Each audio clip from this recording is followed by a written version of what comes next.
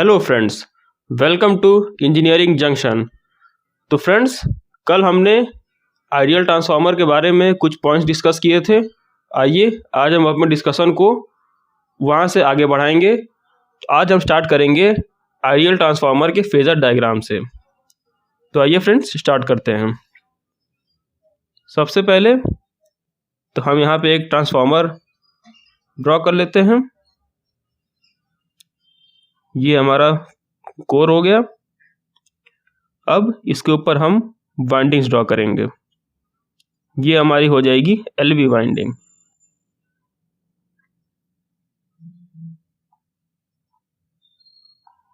ये हमारी LV winding हो गई और ये हमारी हो जाएगी एचवी वाइंडिंग।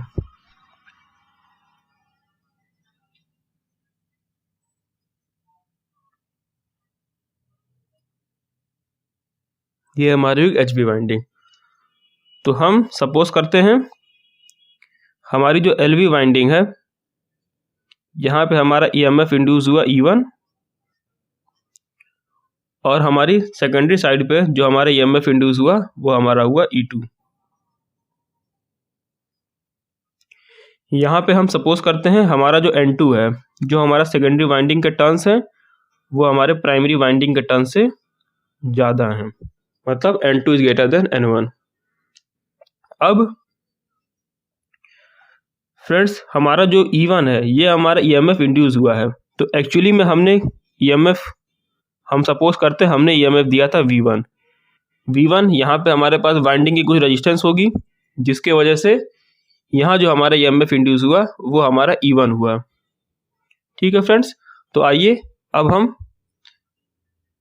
और यहाँ पे हमारा जो करंट है, सपोज करते हैं हमारी जो करंट फ्लो हो रही है ये हमारी हो रही है I1।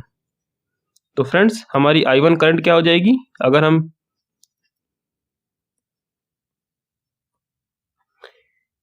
इस लूप में अगर हम एक लगा दें, अगर हम इस लूप में अगर हम केवीएल लगाते हैं तो हमारे पास I1 हो जाएगा, हमारे पास I1 हो जाएगा V1 minus E1 by Z। Z हमारा क्या है, Z हमारा है इक्विवेलेंट इम्पिडेंस प्राइमरी साइड का। ठीक है फ्रेंड्स, यहाँ पे हम शो भी कर लेते हैं, ये हमारा Z है। Z हमारा जो है वो प्राइमरी इम्पिडेंस है। ठीक है फ्रेंड्स, तो आइए अब हम इसका फेजर डायग्राम शो करने की कोशिश करते हैं। दोस्तों, यहाँ पे हमारा किसी भी तरह का कोई भी, यहाँ पे हमारा किसी भी तरह का कोई भी पोलैरिटी नहीं गिवन है। तो यहाँ पे हम सपोज करेंगे लेंज लॉ। हमारी जो पोलैरिटी आई है ये हमारी आई है लेंज लॉ के अकॉर्डिंग। जैसे कि कल हमने दो केस देखा था कि हमारा जो ईएमएफ है वो फ्लक्स से लीड भी कर सकता है और लैग भी कर सकता है, पर लेकिन जब हम लेंज लॉ लेते हैं तो उस केस में हमारा जो ईएमएफ है वो हमारा फ्लक्स को लैग करता है। तो फ्रेंड्स, सबसे पहले तो हम ये देखते हैं जो फ्लक्स है प्राइमरी का, वो फ्लक्स हमारा कुछ इस तरह से फ्लो कर रहा है, मतलब क्लॉकवाइज डायरेक्शन में। ये हमारा फ्लक्स हो गया प्राइमरी का, मीन्स कि प्राइमरी का जो हमारा फ्लक्स है वो हमारा क्लॉकवाइज डायरेक्शन में फ्लो कर रहा है। ये हमारा हो गया फाई। तो हमने देखा था लेंज लॉ से हमारा जो इंड्यूस फ्लक्स है वो इसके अपोजिट फ्लो करेगा। ये हमारा हो गया फाई इंड्यूस्ड, फाई इंड्यूस्ड। ठीक है फ्रेंड्स, तो फाई इंड्यूस्ड होने की वजह से हम, अगर हम राइट हैंड रूल से लगाएं, राइट हैंड रूल अगर हम लगाएं, थंब रूल, तो हम देखेंगे कि हमारी जो करंट है सेकेंडरी में वो हमारी पॉजिटिव से लीव करेगी और नेगेटिव से एंटर करेगी। Friends, right hand thumb rule का मैं एक डिफरेंट सेपरेट वीडियो बना दूंगा, वहाँ से आप जाके देख सकते हैं कि हम right hand thumb rule use कैसे करते हैं। वैसे आई होप आप सभी लोग इसे यूज़ करना जानते होंगे। ठीक है फ्रेंड्स, तो आइए अब हम आगे बढ़ के इसका फेजर डायग्राम ड्रॉ करने की कोशिश करते हैं। सबसे पहले हम अपने एक्सिस ड्रॉ कर लेते हैं।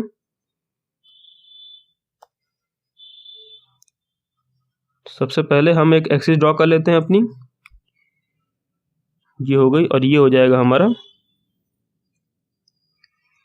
तो फ्रेंड्स, हम जब भी हम फेजर डायग्राम ड्रॉ करते हैं तो हम हमेशा किसी एक क्वांटिटी को एज अ रेफरेंस यूज़ करते हैं।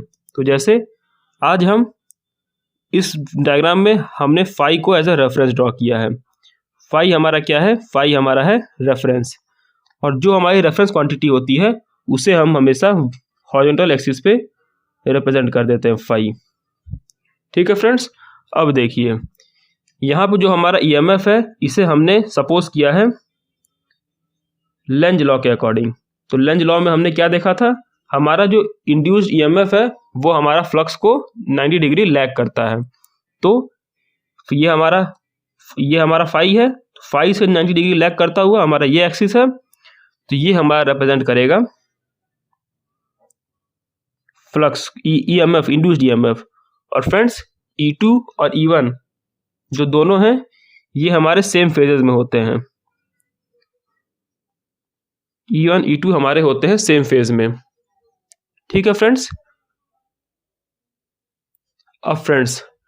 अब हम आगे बढ़ें तो हम देखेंगे कि हमारी जो मैग्नेटाइजिंग करंट होती है, मैग्नेटाइजिंग करंट जो हमारी Imu होती है, उसे कल हमने डिराइव किया था कि Imu जो हमारी होती है वो हमारी फ्लक्स के सेम फेज में होती है। फ्रेंड्स, हम लोगों ने कल देखा था कि हमारी जो Imu करंट होती है, आइए एक बार और हम सेपरेटली देख लेते हैं। हमारी जो Imu करंट है वो हमारी होती है Im sin ओमेगा टी, और जो हमारा फ्लक्स आया था फाई हमारा था phi m sin omega T.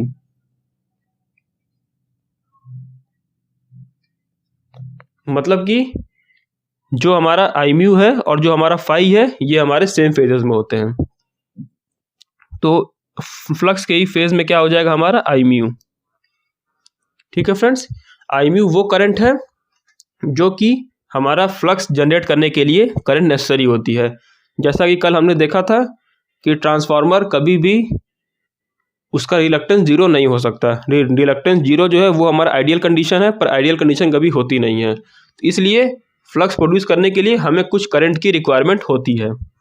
अब फ्रेंड्स, यहाँ पे देखिए, अगर हम बात करें इस वाले लूप की, ये जो हमारा लूप है, ये जो हमारा लूप है, अगर हम इसकी बात करते हैं, एक बार फिर से देखिएगा,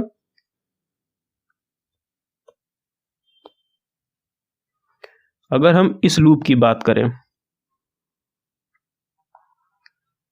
ये जो हमारा लूप है, तो यहाँ पे आप देख सकते हैं हमारा जो V1 है और जो हमारा E1 है ये आपको अपोजिट फेज में दिखेंगे। अपोजिट फेज में कैसे?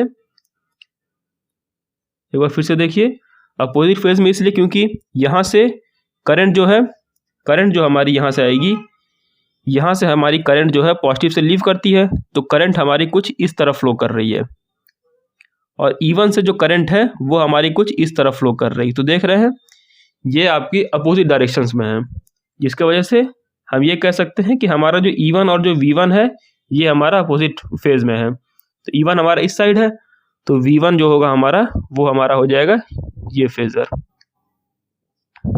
ठीक है फ्रेंड्स, अभी हमने इस ट्रांसफार्मर पे कोई भी लोड नहीं लगाया है, जिसकी वजह से हमारा जो V2 है वो हमारा 0 होगा। तो फ्रेंड्स, ये हमारा एक हो गया एक ideal transformer with finite permeability. ठीक है फ्रेंड्स, ये हमारा हो गया फेजर डायग्राम, ये हमारा हो गया फेजर डायग्राम किसका? A transformer with finite permeability. तो आइए फ्रेंड्स आगे बढ़ते हैं। अब हम बात करेंगे आइडियल ट्रांसफार्मर के करंट्स के बारे में। ठीक है फ्रेंड्स, तो आइए, तो friends currents in ideal transformer देखने से पहले आइए हम जान लेते हैं हमारा डॉट कन्वेंशन क्या होता है। डॉट कन्वेंशन जानने के लिए सबसे पहले हमारे पास जो स्टेप्स हैं, सबसे पहले हम उन स्टेप्स को देख लेते हैं। Steps for dot convention. ठीक है फ्रेंड्स, आइए हमारा जो पहला स्टेप होगा हमारा कि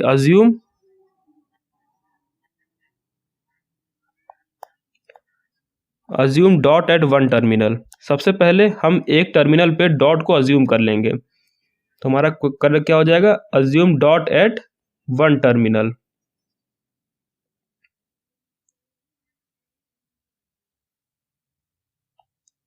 ठीक है फ्रेंड्स, अब हम सेकंड पॉइंट पे देखते हैं। दूसरा, assume current entering at that terminal. Assume current entering at that terminal. उस टर्मिनल पे हम ये सपोज कर लेंगे कि हमारी करंट जो है वो एंटर कर रही है। फिर थर्ड पॉइंट क्या होगा हमारा, draw flux according to current assumed.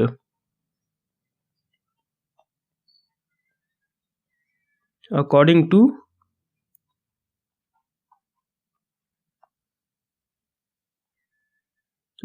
To current assumed, मतलब जो हमने करंट को अज्यूम किया एंटरिंग, उसके अकॉर्डिंग हम फ्लक्स ड्रॉ कर लेंगे। फिर उसके बाद हमें फोर्थ स्टेप हमारा क्या होगा, फोर्थ स्टेप हमारा होगा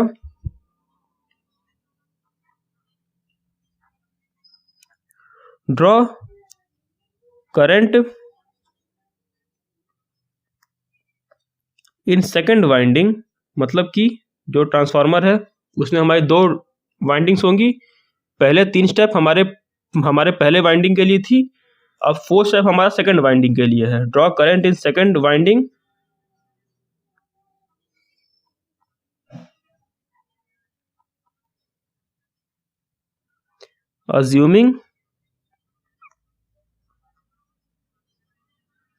assuming अपोजिट फ्लक्स। फ्रेंड्स, अभी खाली हम पॉइंट्स देख रहे हैं, अभी हम एक क्वेश्चन सॉल्व करेंगे तो हमें ज़्यादा क्लियर हो जाएगा।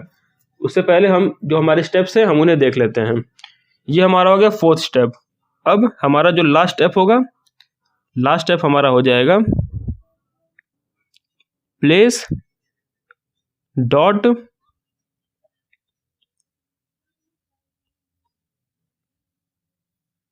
Eight terminal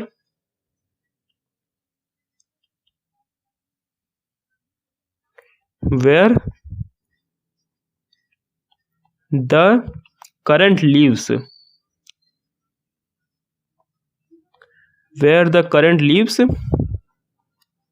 in second terminal, in second winding। तो आइए फ्रेंड्स, इन स्टेप्स को फॉलो करके हम एक प्रॉब्लम सॉल्व करने की कोशिश करते हैं और जानते हैं कि हम इसे कैसे अप्लाई करेंगे। सबसे पहले तो हम एक ट्रांसफार्मर ड्रॉ कर लेते हैं।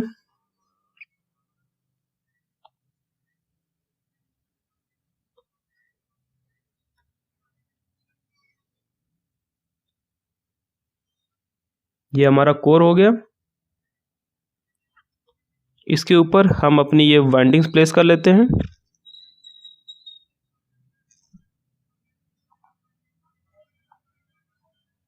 ये हमारी होगी प्राइमरी वाइंडिंग और ये हमारी हो जाएगी सेकेंडरी वाइंडिंग। आइए अब स्टेप बाय स्टेप हम फॉलो करके डॉट्स प्लेस करने की कोशिश करें। सबसे पहला स्टेप हमारा क्या है, सबसे पहला है assume dot at one terminal. तो आइए सबसे पहले हम एक डॉट अज्यूम कर लेते हैं। मान लीजिए हमने जो डॉट अज्यूम किया है वो हमारा है इस टर्मिनल पे।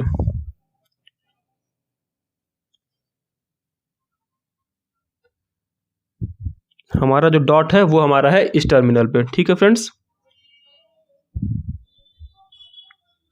अब सेकंड स्टेप हमारा क्या है, assume current entering at that terminal. ठीक है फ्रेंड्स, जहाँ पे हमने डॉट को अज्यूम किया है वहाँ हमें सपोज करना है कि हमारा जो करंट है वो हमारा यहाँ से एंटर कर रहा है।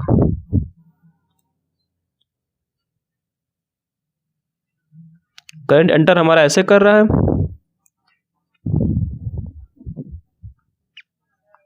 और यहाँ से हमारा करंट लीव करेगा। अब थर्ड स्टेप क्या है हमारा? थर्ड स्टेप है draw flux according to current assumed. ठीक है फ्रेंड्स, जो हमने करंट अज्यूम किया है उसके अकॉर्डिंग हमें फ्लक्स ड्रॉ करना है। तो करंट हमने अज्यूम किया है एंटी क्लॉकवाइज। एंटी क्लॉकवाइज जैसे कि आप सब देख सकते हैं, करंट हमारी आगे से एंटर कर रही है और बैक साइड से हमारी करंट लीव कर रही है। तो राइट हैंड रूल से आप सब देख सकते हैं जैसे कि करंट हमारी जो है वो फ्रंट से हमारी एंटर कर रही है और बैक से हमारी करंट लीव कर रही है। तो according to right hand rule अगर आप लोग देखेंगे तो जो हमारा फ्लक्स आएगा वो हमारा अपवर्ड आएगा। उसी के अकॉर्डिंग अगर हम फ्लक्स ड्रॉ करें तो जो हमारा फ्लक्स आएगा वो क्या आएगा? वो हमारा आएगा अपवर्ड। मतलब ये फ्लक्स हमारा कुछ इस तरह से ट्रैवल करेगा, मतलब ये हमारा क्लॉकवाइज ट्रैवल करेगा। ये हमारा है फ्लक्स। ठीक है फ्रेंड्स, तो अभी तक हम लोगों ने 3 स्टेप देख चुके। 3 स्टेप, ये जो हमारे 3 स्टेप हैं ये हमारे प्राइमरी वाइंडिंग के लिए हैं या फिर किसी भी उस वाइंडिंग के लिए है जहाँ पे हम सबसे पहले डॉट को अज्यूम करेंगे। तो आइए दोबारा देख लेते हैं। सबसे पहले हम डॉट अज्यूम करेंगे, फिर हम उसके बाद अज्यूम करेंगे कि वहाँ से करंट हमारा एंटर कर रहा है, फिर उस करंट के हेल्प से हम फ्लक्स को ड्रॉ करेंगे। तो फ्लक्स हमारा ऊपर की तरफ आया। तो आइए अब हम 4th स्टेप की तरफ बढ़ते हैं। 4th स्टेप हमारा क्या है? Draw current in second winding assuming opposite flux of the first winding. ठीक है फ्रेंड्स, हमें सेकंड वाइंडिंग में करंट ड्रॉ करना है ये अज्यूम करते हुए कि जो हमारा फ्लक्स है वो इस फ्लक्स के अपोजिट है। तो अपोजिट फ्लक्स कैसे होगा? अपोजिट फ्लक्स हो जाएगा हमारा अपवर्ड डायरेक्शन में, क्योंकि देखिए यहाँ से हमारा जो फ्लक्स है वो नीचे आ रहा है, यहाँ से जो हमारा फ्लक्स है वो डाउनवर्ड है। तो अपोजिट फ्लक्स कैसे होगा? अपवर्ड। ये हमारा हो जाएगा flux induced in second winding. ये सेकंड वाइंडिंग का इंड्यूस्ड फ्लक्स है जो कि हमारा अपोजिट हो गया। ये हमारा हो गया 4th स्टेप। फिर 5th स्टेप क्या है? अभी हमारा 4th स्टेप पूरा नहीं हुआ फ्रेंड्स, हमें करंट भी draw current in second winding. तो आइए अब हम सबसे पहले करंट ड्रॉ करते हैं। अब देखिए हमारे पास जैसे कि ये एक वाइंडिंग है, ठीक है फ्रेंड्स, और जो हमारा फ्लक्स है, फ्लक्स हमारा अपवर्ड डायरेक्शन में है।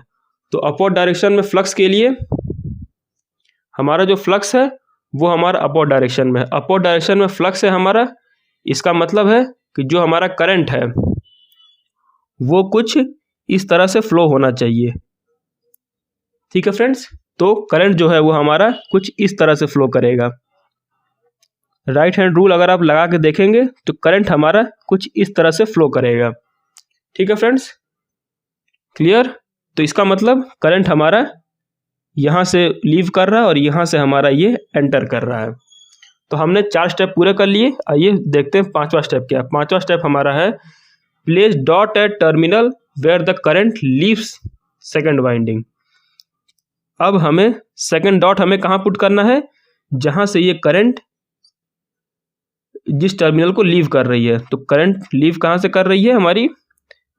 तो वहाँ पे हम पुट कर देंगे एक डॉट। ठीक है फ्रेंड्स, क्लियर हो गया आपको कि कैसे हम डॉट कन्वेंशन यूज़ करते हैं? तो अगर ये आपको क्लियर हो गया हो तो चलिए अब हम आइडियल ट्रांसफार्मर के डिस्कशन पे चलते हैं। तो फ्रेंड्स यहाँ पे आप देखिए,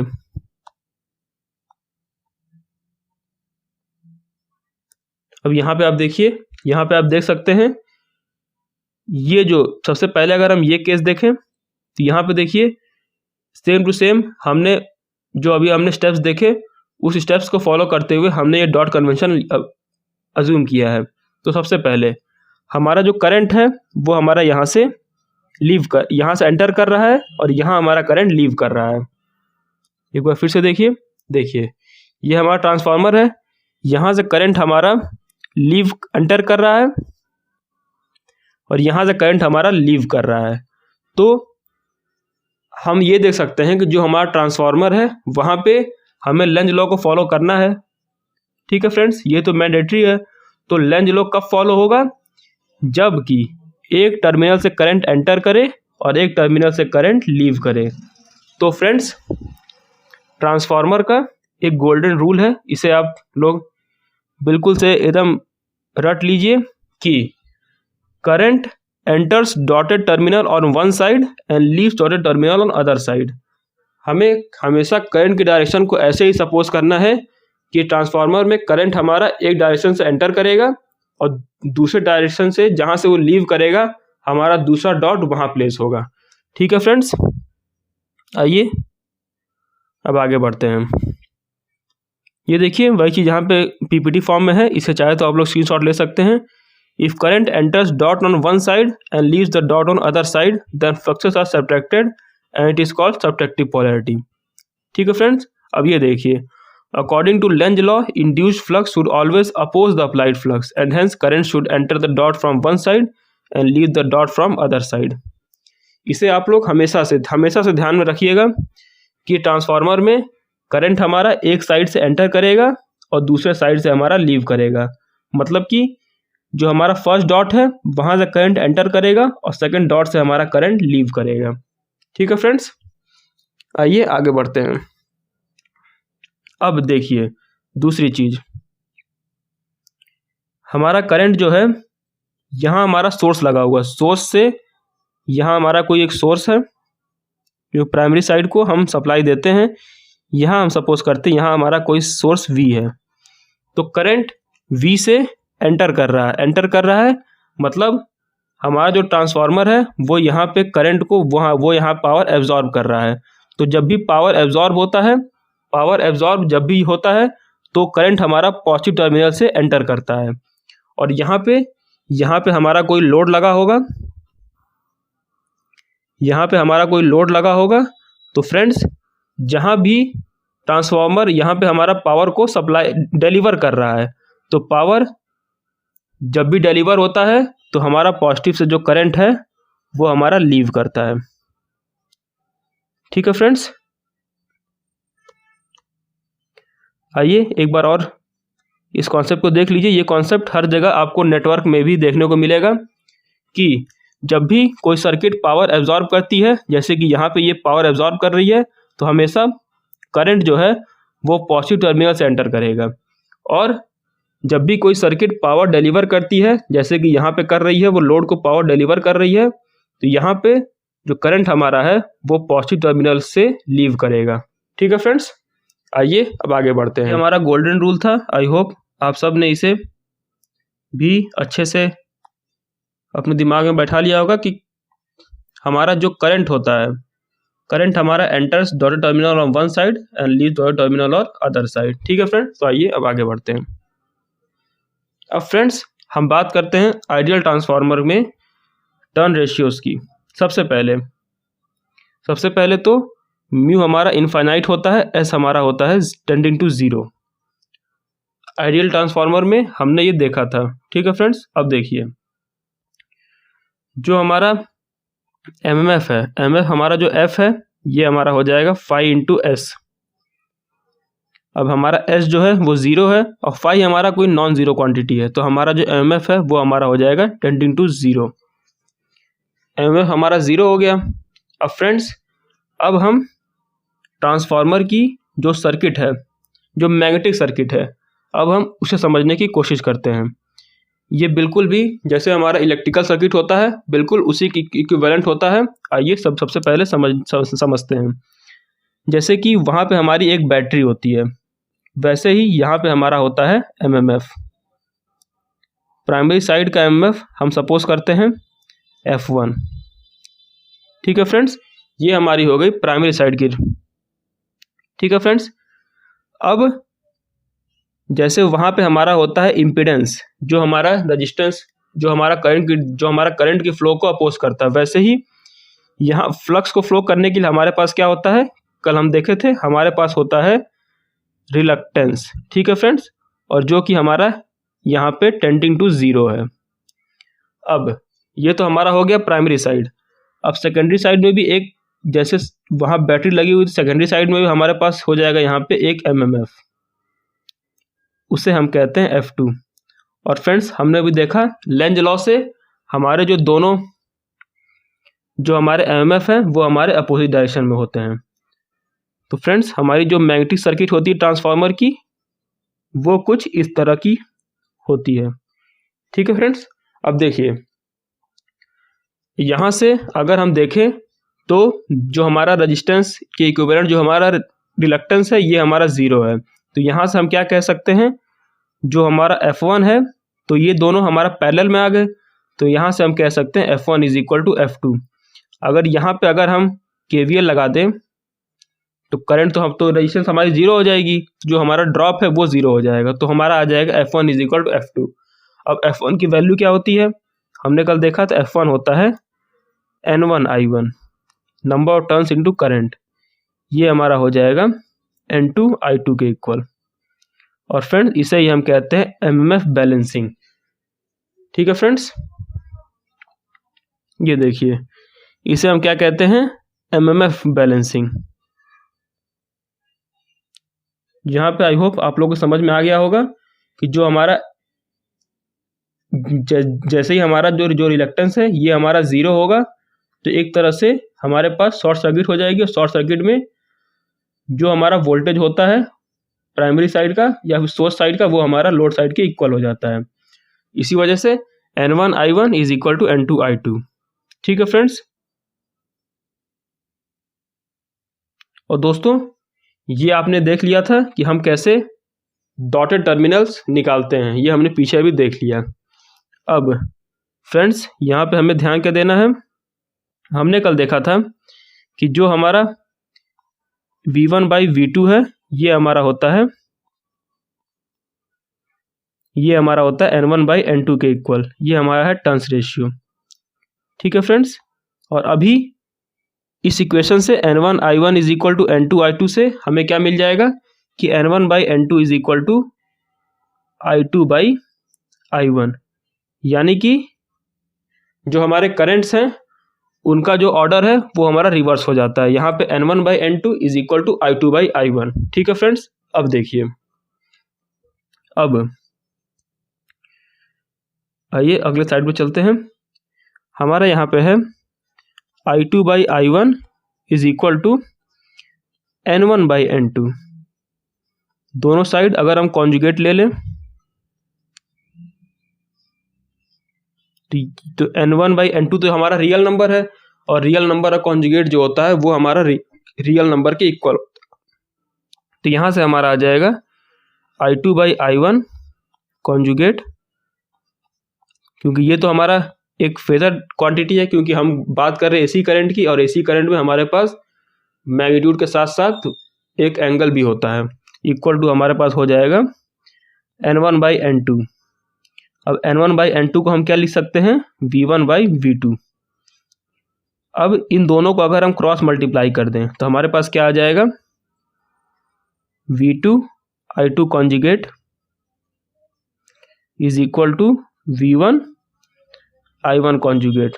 और दोस्तों एसी में V इंटू आई कॉन्जुगेट ही हमारा होता है कॉम्प्लेक्स पावर, या फिर हम जिसे हम कह सकते हैं जो हमारा कॉम्प्लेक्स पावर होता है वो हमारा होता है V1 into V into I conjugate. तो यहाँ से हम क्या कह सकते हैं, जो हमारा S1 है, S1 जो है वो हमारा S2 के बराबर है। तो फ्रेंड्स हमने तो ये स्टार्टिंग के वीडियोस में भी देखा था कि ट्रांसफार्मर में जो हमारे एनर्जी होती है प्राइमरी साइड और सेकेंडरी साइड वो हमारी इक्वल होती है, और यहाँ पे हमने उस बात को प्रूव भी कर दिया। ठीक है फ्रेंड्स, आइए वही चीज़ यहाँ पे पीपीटी फॉर्म में लिखी हुई है, आप लोग चाहें तो इसका स्क्रीनशॉट ले सकते हैं। आइए आगे बढ़ते हैं। आइए आगे बढ़ने से पहले हम एक और इम्पॉर्टेंट कॉन्सेप्ट इम्पीडेंस रेफरल देख लेते हैं। हमारा इम्पीडेंस रेफरल क्या होता है, इम्पीडेंस रेफरल का मतलब ये होता है कि जैसे कि मान लीजिए हमारे पास कोई एक इम्पीडेंस है, जैसे हमारे पास लोड इम्पीडेंस है ZL, ये हमारा है अभी सेकेंडरी साइड पे। अगर हमें इसे ट्रांसफ़र करना या फिर रेफ़र करना है प्राइमरी साइड पे, तो हम कितना इम्पीडेंस को अगर हम प्राइमरी साइड पे रेफ़र कर दें तो वो हमारा सेकेंडरी साइड के इम्पीडेंस के इक्वल हो जाए। तो आइए देखते हैं। सबसे पहले तो हम एक ट्रांसफार्मर का इक्विवेलेंट सर्किट ड्रॉ कर लेते हैं। ये हमारी है सर्किट। यहाँ पे हमारा कोई लोड लगा है ZL इम्पीडेंस का। यहाँ की जो हमारी वोल्टेज है वो हमारी है V2 और करंट हमारा है I2। ठीक है फ्रेंड्स, और यहाँ प्राइमरी साइड पे हम सपोज करते हैं हमारा V1 है वोल्टेज और जो हमारी करंट है वो हमारा है I1। तो जैसा कि आप देख सकते हैं यहाँ से करंट हमारी एंटर कर रही है तो एक डॉट हमारा यहाँ पे हो जाएगा, और यहाँ से करंट हमारी लीव कर रही है तो एक डॉट हमारा यहाँ पे हो जाएगा। ठीक है फ्रेंड्स, तो अगर हम ZL की वैल्यू देखें तो ZL की वैल्यू हमारी क्या हो जाएगी, ZL की वैल्यू हमारी हो जाएगी V2/I2। पर हमें इसे शो कहाँ करना है, इस ZL को हमें रेफर करना है प्राइमरी साइड पे। तो प्राइमरी साइड पे मान लेते हैं इसकी वैल्यू हो जाएगी Z1। तो Z1 की वैल्यू हमारी क्या हो जाएगी V1/I1। जब हम इसे यहाँ पे रेफर करेंगे, जब इस लोड को जब हम यहाँ रेफर करेंगे तो हमारे पास जो इम्पिडेंस होगा वो हमारा होगा V1/I1। तो V1/I1, अब इस V1 को हम क्या लिख सकते हैं, V1/V2 is equal to N1/N2। ठीक है फ्रेंड्स, तो आइए V1 की जगह हम पुट कर सकते हैं N1/N2 और नीचे I1 हमारा है। हम इस I1 को क्या पुट कर सकते हैं, हम जो जानते हैं I1/I2 इज इक्वल टू हमारा होता है I1/I2 हमारा होता है N2/N1। ठीक है फ्रेंड्स, तो सबसे पहले आप ये देखिए कि हमारे पास जो V1 होगा, V1 हमारा यहाँ से क्या आ जाएगा N1/N2 इंटू V2 हमारे यहाँ मल्टीप्लाई हो जाएगा। तो यहाँ हमारा हो जाए N1/N2 V2 बाई, यहाँ से हमारा I1 क्या आ जाएगा, I1 हमारा आ जाएगा N2/N1 इंटू I2। ठीक है फ्रेंड्स, ये हमारा आ जाएगा। तो यहाँ से हमारा क्या आ जाएगा, N1/N2 हमारा ऊपर जाएगा, तो यहाँ से हमारा आ जाएगा N1/N2 का होल स्क्वायर इंटू हमारा आ जाएगा V2/I2। ठीक है फ्रेंड्स, आई होप आप लोग समझ में आ रहा होगा। तो हमारा Z1 फाइनली क्या आ गया, Z1 हमारा आ गया N1/N2 का होल स्क्वायर इंटू V2/I2। ये हमारा आ गया N1/N2 whole square into V2/I2। अब हम देखें हमारा V2/I2 क्या है, ZL के इक्वल है। तो V2/I2 जगह हम पुट कर देंगे N1/N2 का होल स्क्वायर इंटू ZL। तो फ्रेंड्स ये है हमारा, तो देखा आपने, हमने सेकेंडरी साइड के इम्पीडेंस ZL को जब हम प्राइमरी साइड पे रेफर करते हैं तो उसकी वैल्यू हमारी N1/N2 होल स्क्वायर टाइम्स हो जाती है। इसे याद करने का सबसे अच्छा तरीका क्या है, आइए देखते हैं। देखिए जैसे कि यहाँ पे हमारा था N1 टर्न्स और यहाँ हमारा है N2 टर्न्स।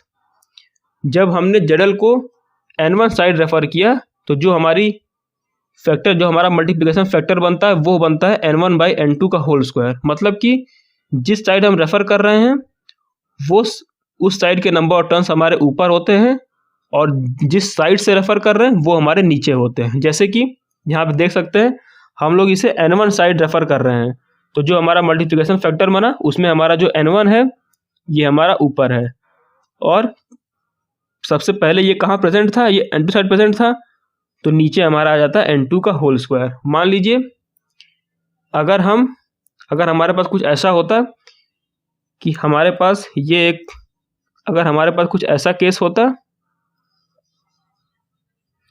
यहाँ हमारा N1 है और ये हमारा हो जाएगा N2, और अगर हम सपोज करते कि जो हमारा इम्पीडेंस है Z वो हमारा है प्राइमरी साइड पे, इसे हमें रेफर करना सेकेंडरी साइड पे, तो हम इसे कैसे लिखते, सेकेंडरी साइड पे हमारा जो इम्पीडेंस हो जाएगा वो क्या हो जाएगा, हम इसे रेफर कर रहे हैं सेकेंडरी साइड, मतलब ऊपर जो हमारा होगा वो हमारा हो जाएगा N2। बाई कहाँ से रेफर कर रहे हैं? N1 से। इसका होल स्क्वायर इंटू जेड जो हमारा ओरिजिनल इम्पिडेंस था। ठीक है फ्रेंड्स, आई होप आप लोग ये समझ रहे होंगे। देखिए वही चीज़ यहाँ पे हमने नोट डाउन किया है, आप लोग चाहें तो इसे स्क्रीनशॉट ले सकते हैं। फ्रॉम प्राइमरी टू सेकेंडरी, हमारा जो सेकेंडरी का टर्न्स होगा वो हमारा ऊपर होगा और प्राइमरी का नीचे हो जाएगा, और वैसे ही वाइस वर्सा यहाँ पे। तो फ्रेंड्स आज हमने देखा करेंट्स इन आइडियल ट्रांसफार्मर। कल हम देखेंगे फेजर डायग्राम। जो चीज़ आज हमने, जो सर्किट आज हमने ड्रॉ की है, कल हम उसका फेजर डायग्राम देखेंगे। फ्रेंड्स आई होप आपको ये वीडियो पसंद आई होगी। वीडियो अगर पसंद आई हो तो इसे लाइक करें और चैनल को सब्सक्राइब करें। Thank you.